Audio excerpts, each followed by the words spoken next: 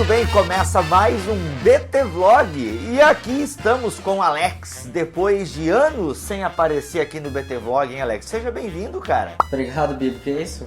Como é que a gente ia aparecer de outro jeito, né? Internet tá ruim, feio, né? Cara, eu tô achando uma vergonha essa tua internet aí na Alemanha, Tá eu vou ser né? sincero pra ti. Tipo, o cara não tem upload, eu tenho 1 mega de upload e o cara não tem. Tá muito zoeira isso aí. Ai, mas que bom, né? Que bom que tu conseguiu aí uma alternativa que a gente não pode mencionar aqui. A gente dá o jeitinho brasileiro também na Alemanha. Aquele jeitinho, o jeitinho brasileiro na Alemanha, muito bem. Alex, no vídeo de hoje, que o Mac e o Milho não puderam estar, ambos mega ocupados, a gente vai falar um pouco sobre a nossa vida no seminário, inclusive inspirado aí num podcast que os nossos irmãos do Achando Graça fizeram. E aí tu colocou uns tweets lá e a gente, pô, tá aí a pauta, né? Na correria às vezes é difícil a gente pensar numa pauta mais bem elaborada, aquela coisa, né? O estudo, meu Deus, a minha filha vai nascer na semana que eu tô gravando esse vídeo, trabalhos de doutorado, mestrado, tá todo mundo muito louco. E a gente viu essa pauta, o Alex tweetou algumas coisas e pensamos, tá aí então a pauta para esse BT Vlog. Nossa vida de seminário. Por que a gente foi estudar teologia, cara? Me diz isso. Cara, é uma coisa assim, uma resposta fácil e difícil de dar, porque ela tem coisas muito subjetivas, por outro lado também outras muito objetivas. Tipo? Na resposta. Tipo, claro, para qualquer crente é normal falar que eu orei sobre o assunto, é lógico que eu orei. Você vai dizer que você teve um chamado, e é lógico que eu senti em determinado momento um chamado. Você vai dizer que teve uma confirmação desse chamado por alguém que te falou, e lógico que teve isso. Então, por um lado, tem fatos objetivos que corroboram para que esse seminário de teologia, essa faculdade de teologia fosse iniciada, para que o ministério fosse percebido como algo na vida. Mas tem coisas muito subjetivas aí, né? E aí eu diria assim, ao mesmo tempo que o chamado é algo objetivo, ele também é subjetivo.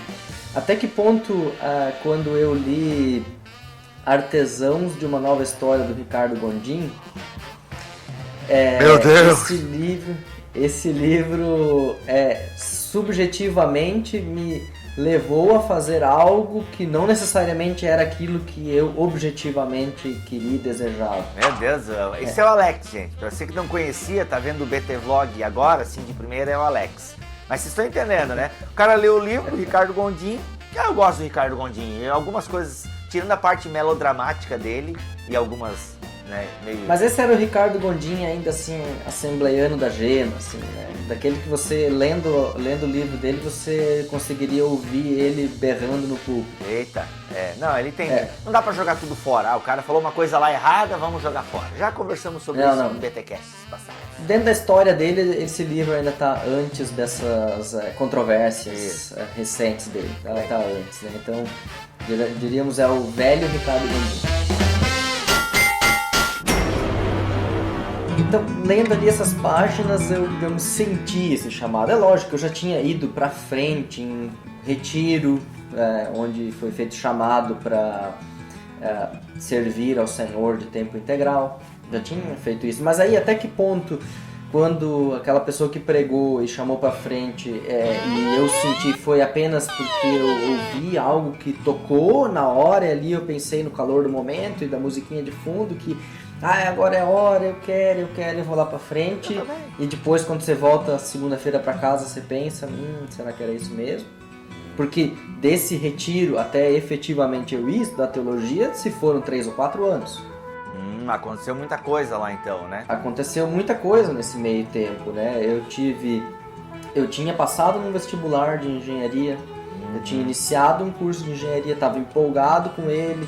Então esse pensamento, ele ficou para trás. Quando a gente voltou pro dia a dia, a coisa ficou para trás. E eu segui na igreja e segui no meu estudo acadêmico que eu estava fazendo e aparentemente ia tudo muito bem. Também passei por momentos ali entre esse chamado e efetivamente a decisão da teologia, por momentos difíceis, assim, onde eu me desviei bastante, assim. Meu, eu não consigo imaginar o Alex numa balada desviado, assim, é uma coisa inimaginável. Não.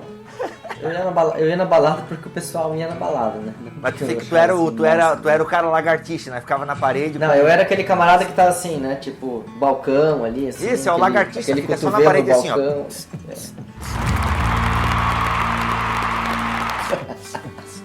Exatamente. E taxista, né? Eu era também taxista da galera. Aí, ó, ele era casa, o motorista da rodada. Exatamente. Ok, sem referências. Mas, cara, é uma loucura isso, né? Porque a gente pensa o seguinte, chamado de tempo integral, né?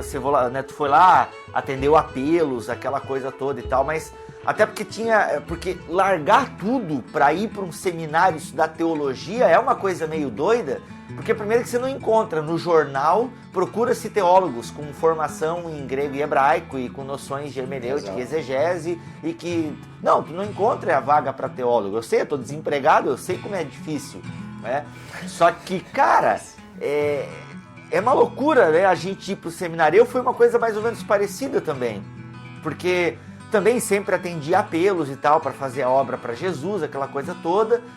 E cheguei a prestar vestibular para psicologia, passei, mas não tive condições de estudar.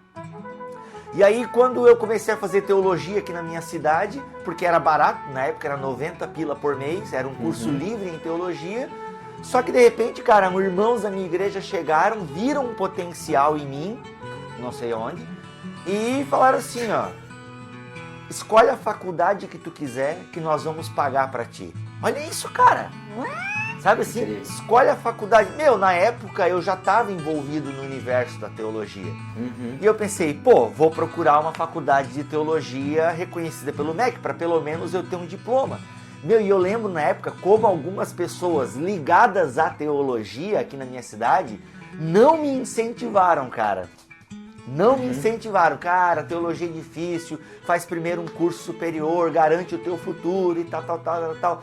Só que ao mesmo tempo que tinha essa galera da teologia, que teoricamente sabiam o que estavam falando, tinha o chamado da comunidade, entendeu? Pô, Bibo, quando tu prega é legal. Poxa, Bibo, quando tu ensina é legal, tu consegue deixar claro as coisas. That's a bingo! Então, esse chamado da comunidade, cara, foi assim a chave mestra para eu poder encarar teologia numa faculdade luterana, que há 8 anos atrás eu achava que luterano era católico sem Maria.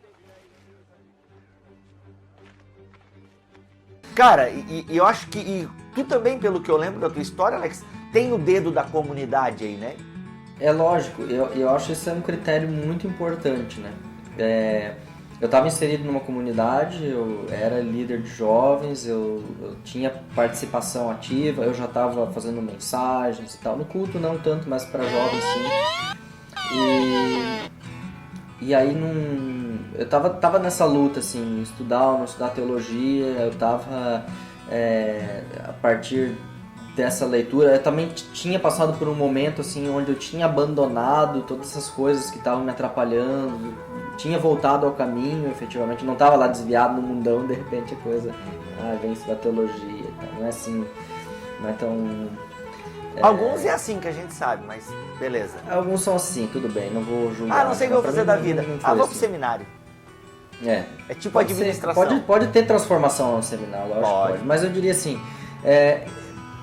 foi alguém da comunidade, eu estava em oração sobre esse assunto e eu frequentava um grupo de estudo bíblico na minha comunidade, funcionava mais ou menos tipo uma EBD para muitos, né? Onde você vai lá semanalmente, tem uma lição, então a gente estava estudando, nem me lembro mais o que, mas no final ali, naquele papo do chazinho no final, veio uma senhora que participava frequentemente ali e que não tinha ouvido a minha mensagem da juventude, que não tinha me visto à frente de nada, simplesmente me via ali todo domingo. Ela chegou para mim e disse: por que tu ainda insiste com essa coisa de engenharia, sendo que tu deveria ser pastor, tu tem que largar isso aqui, tem que ser pastor, vai, esse é o teu chamado. Mas eu nunca tinha aberto o assunto com ela.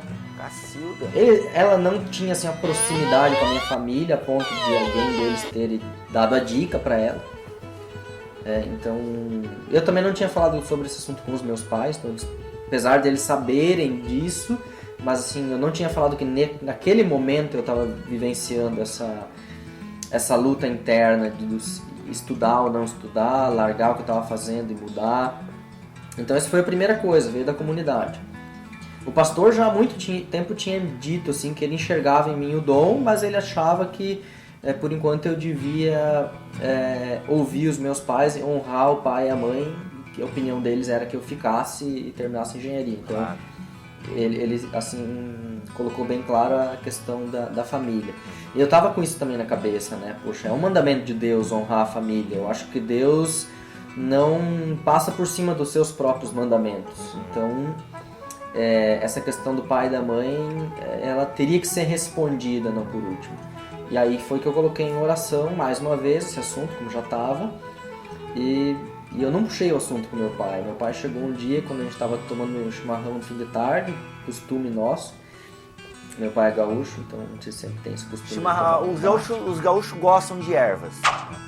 Gosto São de chegados ervas. numa erva. E aí a gente tava lá de papo e ele veio com o assunto, né? Ah, tu ainda tem vontade de estudar teologia? Tu ainda pensa nisso? Eu falei, com certeza, nossa, é o meu desejo, no momento era o maior desejo que eu tinha. E ele falou, então vai, chama o pastor para vir aqui em casa, a gente precisa conversar e vai pesquisar como é que funciona, quanto custa, onde é que tem que ir e tudo mais. E dali pra frente era abril e até o final do ano, então até no outro ano eu ingressaria no seminário. Muita água rolou e foi muito bom, porque eu tive um ano para me dedicar na comunidade, eu trabalhei muito na comunidade, eu não fiquei vadiando, eu estava estudando tempo integral em engenharia, eu pensei, então eu vou parar esse negócio aqui, eu vou fazer uma coisa que presta.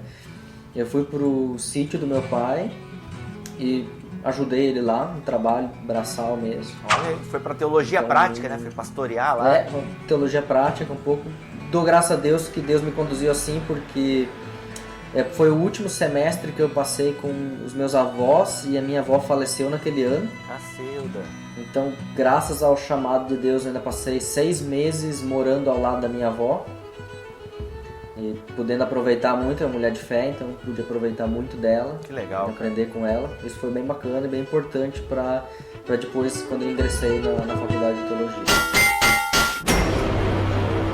Então a gente vê aí alguns pontos, né? Analisando um pouco a tua história, um pouco a minha, a gente vê o chamado. Então a gente, no nosso caso, eu acho que foi assim, a oração e o desejo interno de querer servir de tempo integral ou servir com conteúdo, com qualidade, né? com competência. Isso a faculdade de teologia, pelo menos as boas, que é o caso da FLT, proporciona.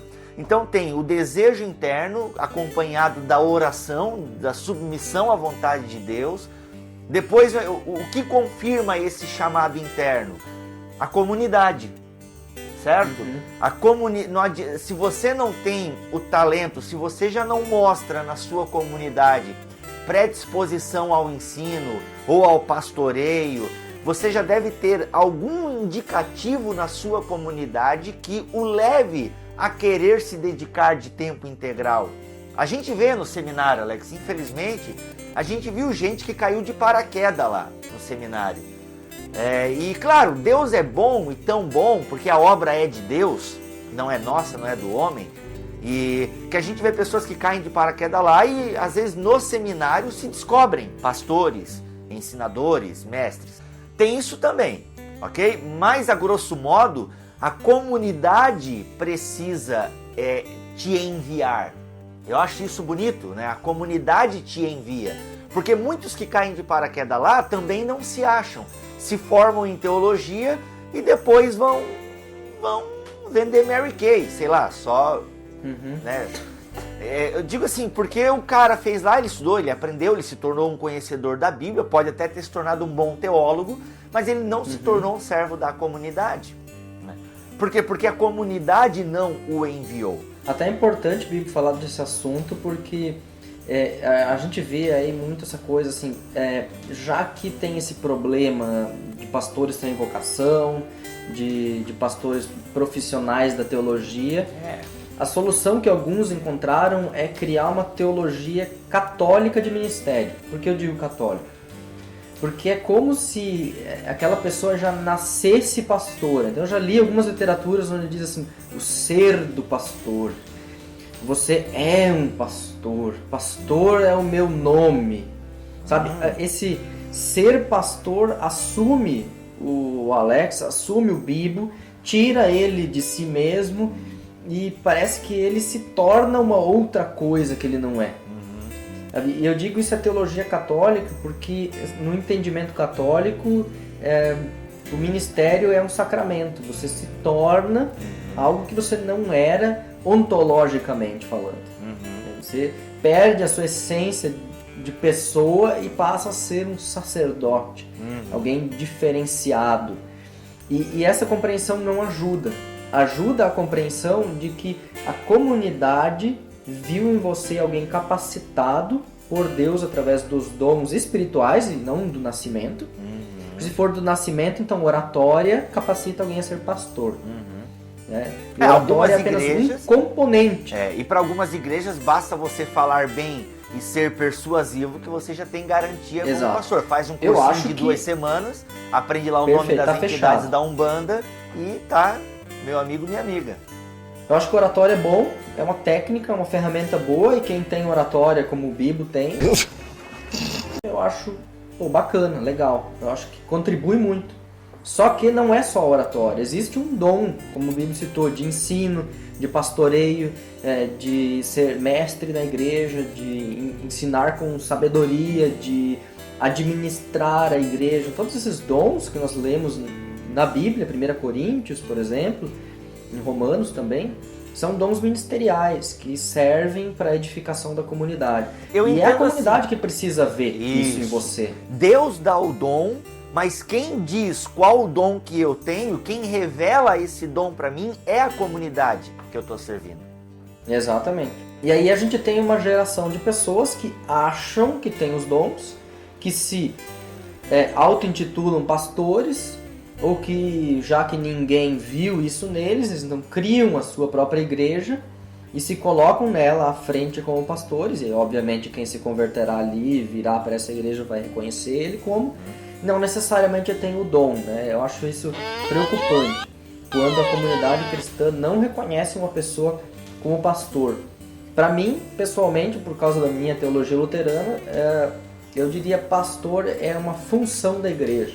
E função bem no sentido de funcionário, aquele que faz a coisa funcionar, aquele que está ali para servir, para ser ferramenta da comunidade. Não funcionário no sentido pejorativo, de empregado, aquele que as pessoas mandam e batem na cabeça, ele tem que fazer o que as pessoas querem, mas no sentido de alguém que está ali para servir e auxiliar a comunidade. Ele não está acima das pessoas, ele não é alguém diferente dos demais, ele é um igual entre muitos e dentre os irmãos escolhido para uma tarefa, uma incumbência, uma responsabilidade para dentro da comunidade.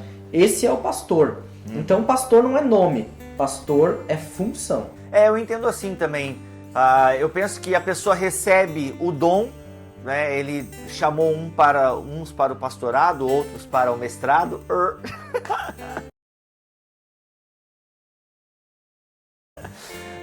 Eu digo assim, pô, Alex, tu não riu, fiquei bem deslocado aqui agora, assim, mas beleza. E assim, por exemplo, eu não sou pastor, né? Eu não tenho nem o título de pastor da minha igreja. Eu na Assembleia eu era diácono, quase fui a presbítero, mas não segui o caminho certo. E agora eu estou numa comunidade onde eu sou um membro, né? Eu sou um membro. Ainda que online eu faça alguns pastoreios, né? A gente atende muita gente online ali e tal, mas eu não sou pastor, eu estou mais para mestre, ensinador, mestre, né? Por quê? Porque a gente ensina através do vídeo, através do podcast, na igreja, claro, no nosso curso de teologia que a gente tem. A partir do momento que eu deixar de fazer isso, eu não sou mais mestre, porque não é uma coisa inata em mim, entende? Não é um poder que está em mim, não. Eu parei de praticar, parei de servir a comunidade, eu não sou mais. Eu só existo e o meu dom só existe, esse manifesta em mim, porque o dom é uma manifestação de Deus em você, porque se fosse algo seu, seria daí um talento, digamos assim, mas o dom é algo que se manifesta em você para o serviço da comunidade. Se não está servindo a comunidade, não é. Então eu também encaro o pastorado. Vamos dar umas dicas aí e mandar o pessoal trabalhar. Vai lá. Eu diria assim, na escolha de um seminário ou de uma faculdade de teologia, procure alguma que te dê um bom fundamento sólido nas escrituras sagradas, na exegese, de preferência nas línguas originais, de hermenêutica e de teologia sistemática, e que tenha piedade, ou seja, onde tu está descrevendo a SLT, tu percebe, né? É lógico, eu estou defendendo meu peixe, obviamente. Ou mas meu existem também, outras, se quiserem, tô aí. Existem outras faculdades que vão oferecer isso. Eu acho assim, tem muitas que oferecem muita piedade, muita oração e muita leitura bíblica e nenhum fundamento ou pouco fundamento da escritura e da teologia. Outras oferecem muito fundamento da teologia, muita filosofia e humanismo, eu até diria assim, e nada de piedade. Então eu acredito que um balanço entre isso é necessário. Teologia com fundamento, com carne e osso ali, algo que dá realmente para pegar na mão, assim, que você sente que a coisa tem fundamento, e prática e vida. Isso é muito importante na escolha de um seminário. E outra coisa, se você quer ir para o seminário, então verifique na tua vida se você está disposto a ter uma vida com Deus, de oração, de submissão a Deus. Se você tem vontade de estudar, vadio não tem lugar no seminário. Tem que estudar. E se você tem vontade de trabalhar na obra de Deus. Se você tem essas três vontades, então só falta a comunidade ver isso em ti. E se tudo está certo, ela verá. E Deus te abençoe, vai pro seminário. Porque a comunidade vai entrar com a bufunfa, né, Alex? O money, porque também. Às vezes o seminário Muitas vezes pode ser isso. Às vezes o seminário é caro e tal, então você tem que perceber tudo isso daí e, cara, Deus aplana o caminho, né? Se essas coisas estiverem encaixadas, a coisa vai acontecendo, né? Porque é plano de Deus, se é plano de Deus, vai. E você será se feito. colocou ali, se você se colocou ali, meu irmão, na brecha, como o bom pentecostal disse, não, brincadeira. Mas se você se colocar à disposição, Deus vai aplainar as coisas e tudo vai correr bem. Vamos ficando por aqui. Foi só um bate-papo informal entre dois amigos de seminário, contando um pouco da nossa experiência. E quem sabe aí alguma dica aí, algo comece a despertar no seu coração. Mas o primeiro passo você já entendeu, né? Comunidade. Se não partir da comunidade, aí fica complicado. Aí vira personalismo, sei lá. Um abraço, gente. Alex, até a próxima aí, né? Vamos ver. Até a próxima, né? Vamos ver, espero que a internet me ajude. É sim, qualquer coisa a gente pede pro teu vizinho viajar mais... Não, que isso. Abraço, gente. Valeu. Valeu, abraço.